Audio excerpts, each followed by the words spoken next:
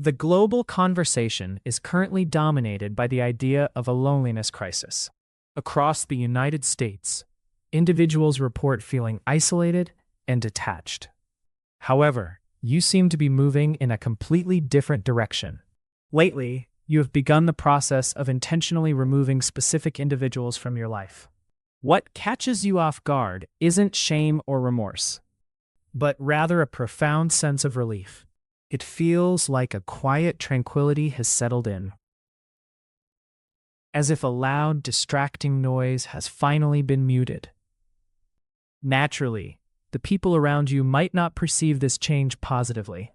They might label you as distant or call you cold-hearted. Some might even suggest that you are self-sabotaging your social connections. But what if the reality is actually the reverse?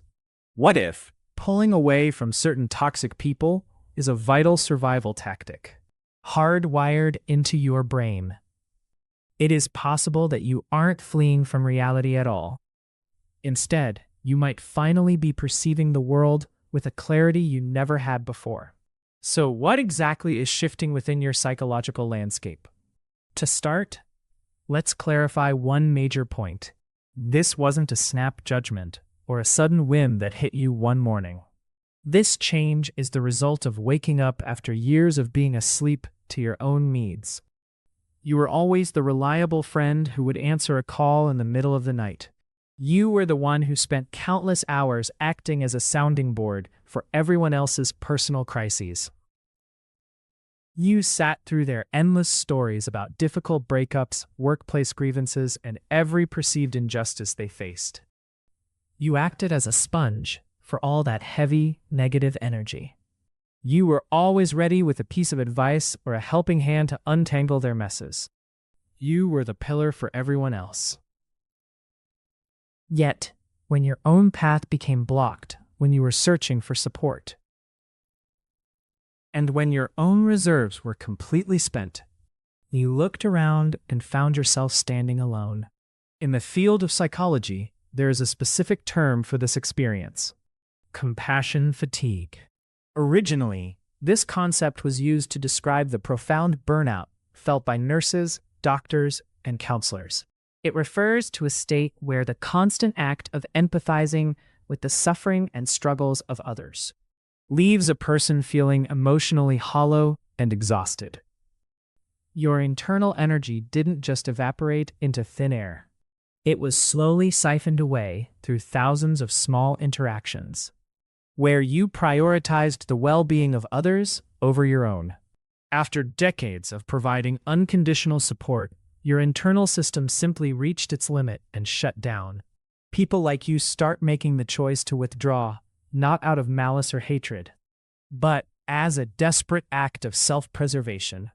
You are trying to salvage and rebuild the tiny amount of mental energy you have left. The narrative doesn't conclude with mere exhaustion, however. Why does the sensation of being neglected or exploited trigger such a powerful urge to sever ties permanently? To understand this, we have to look at the mechanics of your nervous system. It is essentially trying to act as your bodyguard. Recall those relationships that left you feeling perpetually drained.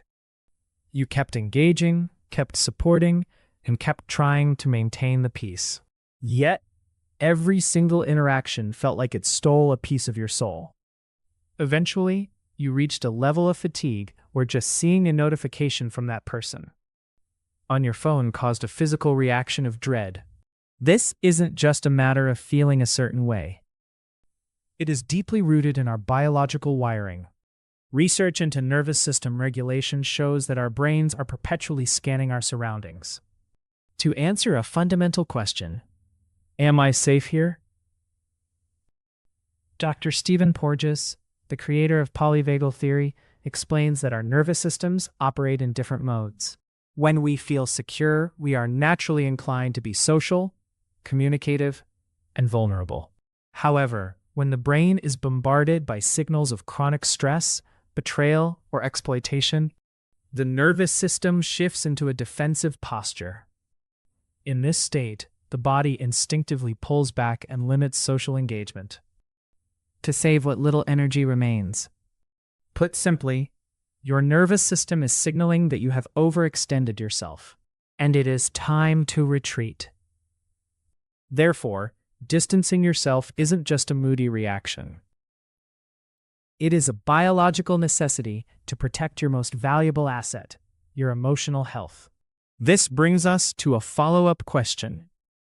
Why is your particular nervous system so much more sensitive to these red flags than others? To find the answer, we have to look back at your formative years and the environment of your childhood. For many who prefer the sanctuary of silence and withdrawal, their relational habits were programmed during their earliest years. Imagine a child who didn't grow up with consistent affection or a reliable sense of security. Instead, they lived in a home where conflict was the norm. There were slamming doors, suffocating silences, and a constant underlying tension. In such a home, the volatile emotions of the adults occupied all the space, leaving the child's own feelings to be marginalized, ignored, or viewed as an inconvenience. If you were that child, how did you survive? You weren't strong enough to fight, so you learned to adapt in other ways. Children in these high-stress environments often develop an incredible, though painful, skill: the ability to hyperanalyze their surroundings. You became an expert at reading the subtle shifts in an adult's face. You could distinguish between a normal footstep and one that signaled an impending outburst. You learned how to become invisible and keep quiet to avoid adding to the chaos. You were forced to grow up and become emotionally mature long before your time. Psychology provides a framework for this through attachment theory, pioneered by John Bowlby and Mary Ainsworth. Our early interactions with parents or guardians create a mental blueprint that dictates how we navigate relationships as adults. When a child is raised in an unstable setting where their needs are secondary to the unpredictable moods of adults, they learn that safety is a fragile and rare thing. To cope, they stop looking inward and instead spend all their energy monitoring the people around them. They become peacekeepers, trying to stabilize everyone else and often putting their own needs last. Over time, this creates a painful paradox: a deep craving for intimacy mixed with an intense fear of being overwhelmed or hurt. This is why, as adults, these individuals give so much of themselves, until the self-preservation instinct finally takes over, forcing them to pull away. It is important to realize that you aren't being irrational or crazy.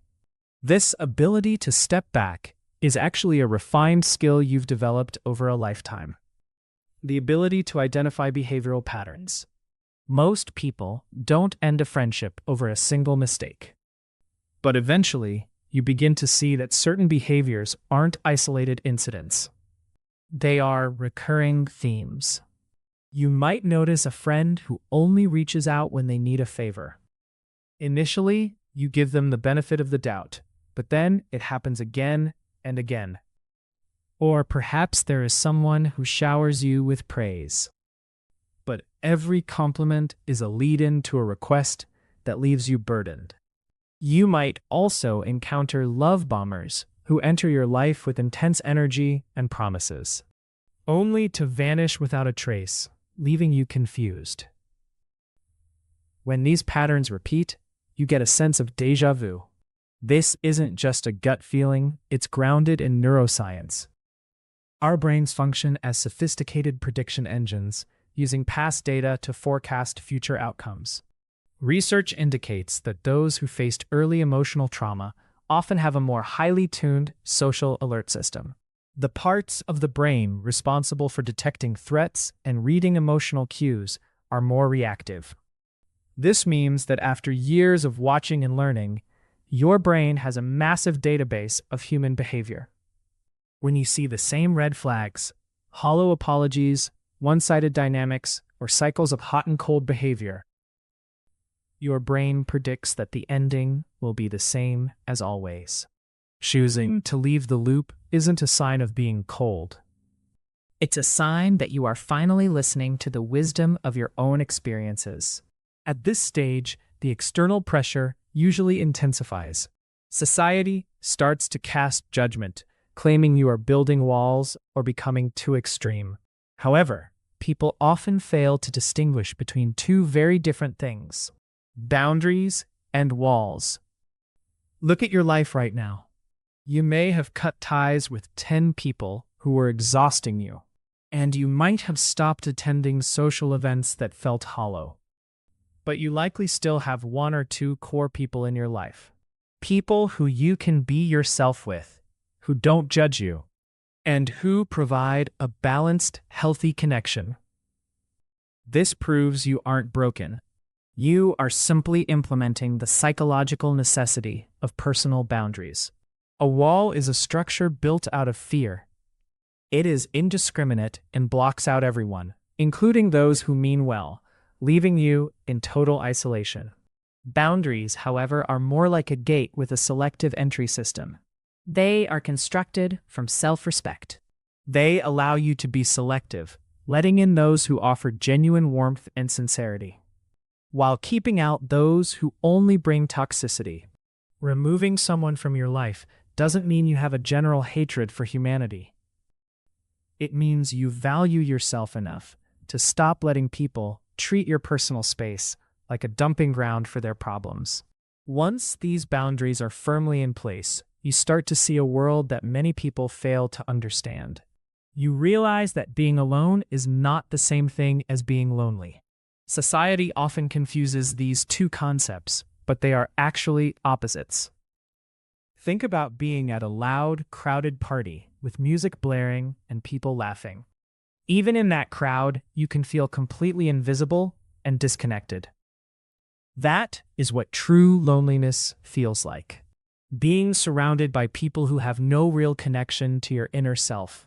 In contrast, think about the peace of sitting in a quiet room with a cup of tea and a good book. Your phone is silent. There are no social expectations, and you feel a sense of profound contentment. That is not loneliness, that is solitude. Research into self-determination theory highlights the difference between forced isolation and voluntary solitude. Choosing to be alone is a form of constructive solitude, which acts as an emotional detox. It allows you to recover from years of overextension and helps you reconnect with your own inner voice, free from the influence of others. It drastically lowers the social anxiety and stress you used to carry. You aren't hiding away in the dark. You are recharging your soul in a space that is entirely yours. So understand this, you aren't running away from life. You are moving toward a state of peace. As your life becomes more tranquil, your perspective begins to shift. In the past, when someone hurt you, your immediate instinct was to try and rationalize their behavior. You would wonder what they were going through, or if they were just having a bad day. You gave them endless chances and held on to the hope that they would change. But after embracing silence, you no longer feel the need to be an unpaid therapist for everyone else. You start to see the simple truth. People show you exactly who they are through their actions, not their words. You see how they respect your limits and whether they are present when you actually need them. This realization doesn't make you a cold person. It just means you've stopped trying to fix things that aren't your job to fix. When you stop forcing these broken dynamics, the true nature of your relationships becomes clear. Choosing to quietly walk away from someone is almost never an act of malice or sudden unexplained anger. It is simply the quiet realization that protecting your emotional energy matters far more than fixing a broken connection. You do not owe a detailed explanation to people who have clearly shown they are entirely unwilling to respect your limits. Allowing yourself to leave without an argument is a powerful way to reclaim the peace you once freely sacrificed. Which part of your own life began to heal the moment you finally stop trying to force an impossible dynamic to work. If this resonated with you, please leave a fragment of your own quiet story below, where you will be heard.